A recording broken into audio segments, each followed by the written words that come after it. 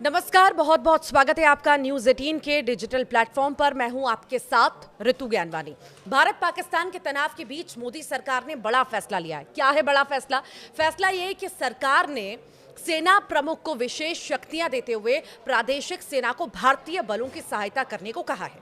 सरकार का कहना है कि अगर जरूरत पड़ती है तो टेरिटोरियल आर्मी को बुलाया जाए। जी हाँ, क्या होती है टेरिटोरियल आर्मी, ये भी जानना बहुत जरूरी है। टेरिटोरियल आर्मी दरअसल भारत की एक अर्धसैनिक बल है, पार्ट टाइम वॉलेंटियर फोर्स, जो नियमित सेना रेगुलर आर्मी की सहायता करती है। ये उन नागरिकों के लिए है जो अपनी सामान्य नौकरियां या व्यवसाय के साथ साथ देश सेवा भी करना चाहते हैं।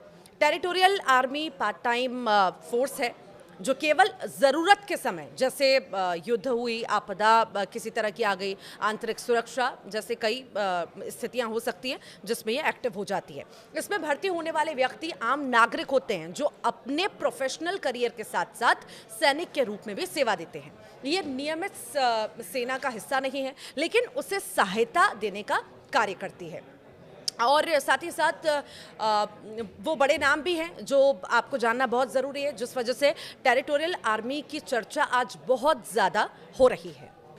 तो टेरिटोरियल आर्मी का जिक्र अभी बहुत ज़्यादा हो रहा है, और आखिर क्यों अभी जिक्र बहुत ज़्यादा इसका हो रहा है? कई ऐसे नाम हैं, मशहूर नाम है, पॉपुलर नाम है, इसी वजह से इसके बारे में बहुत ज़्यादा चर्चा हो रही है। ललित, कौन कौन से ऐसे नाम हैं? बिल्कुल, और जैसे आपने अभी जिक्र कर ही दिया, आपने शुरुआत में कहा था कि टेरिटोरियल आर्मी को लेकर जो आदेश आया, ये तमाम चीज़ें आपको ऋतु ने अभी थोड़ी देर पहले बताई।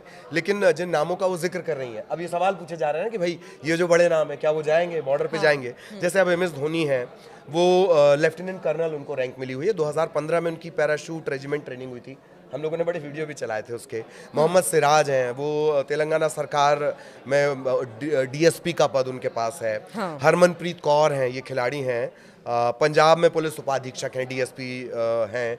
इसके अलावा जो क्रिकेट के भगवान हैं सचिन तेंदुलकर, उन्हें भी ग्रुप कैप्टन की रैंक से सम्मानित किया गया था। जोगिंदर शर्मा हैं, कपिल देव रहे हैं। देखिए, अब ये नाम है, लेकिन टेरिटोरियल आर्मी का भी एक क्राइटेरिया होता है, जैसे अभी ऋतु ने बताया था डिटेल में। एक बहुत मैं आपको शॉर्ट में बता दूं कि अब उसकी एक एज है 18 से 42 साल तक की एज। ये परमानेंट नहीं होते हैं ये, और चूंकि ये बड़े नाम शामिल है इस वजह से ये आ रहा है। तो हर काम सेना नहीं कर सकती। इस विपरीत हालात में ये मेरे ख्याल से 48 का अधिनियम है, जिसके तहत जो सेना प्रमुख है उनको ये अधिकार दिया गया है कि वो टेरिटोरियल आर्मी को बुला सकते हैं। तो वो आर्मी, जैसे ये तो देश के लिए खेलते हैं ये तमाम लोग, लेकिन अभी चूंकि हम तनाव के दौर में जी रहे हैं, तो हमें अगर इनमें से किसी की जरूरत होगी जो फिट होगा, लेफ्टिनेंट रैंक, युद्ध नहीं लड़ाया जाएगा, उनको सीमा पर नहीं भेजना है। ये भी क्लियर बहुत होना जरूरी है। लेकिन अगर कोई वेल ट्रेंड है, ये बात है, क्योंकि वो तो कोई क्रिकेट खेल रहा है, कोई राजनीति के मैदान में है, कई है, अनुराग ठाकुर है, पायलट है, सचिन पायलट है। जो ऐसे लोग हैं, लेकिन उनकी बाकी जगह मदद ली जाएगी। भाई ट्रांसपोर्टेशन ही होना है, आपको एक एयरक्राफ्ट को उड़ा के यहाँ से वहां ले जाना है, इस तरह की मदद हो गई। सिविल इलाके में किसी तरह की मदद हो गई, ये तो वो दिग्गज है। लेकिन मैं आपको बताऊं, जैसे मैं शुरुआत में मैंने कोशिश की कि भाई मैं NCC के थ्रू सेना में जाऊं, लेकिन वो मुझे मौका नहीं मिला। ऐसे लोग भी जैसे जिनके पास कमाई का कोई जरिया है, क्योंकि ये परमानेंट नौकरी नहीं होगी टेरिटोरियल आर्मी, इसका एक तय क्राइटेरिया होता है, उस पर फिर कभी बात करेंगे। लेकिन जैसे मैं हूं, अगर मैं चाहूं कि अभी मैं सेना में अपना योगदान देना चाह रहा हूं, तो मैं सेना में अपना योगदान दे सकता हूं। मैं इस टेरिटोरियल आर्मी के जरिए एंट्री कर सकता हूं। 18 से 42 मेरा ख्याल है क्राइटेरिया है। ये शुरुआत में ऋतु ने इस पर जानकारी भी दी है।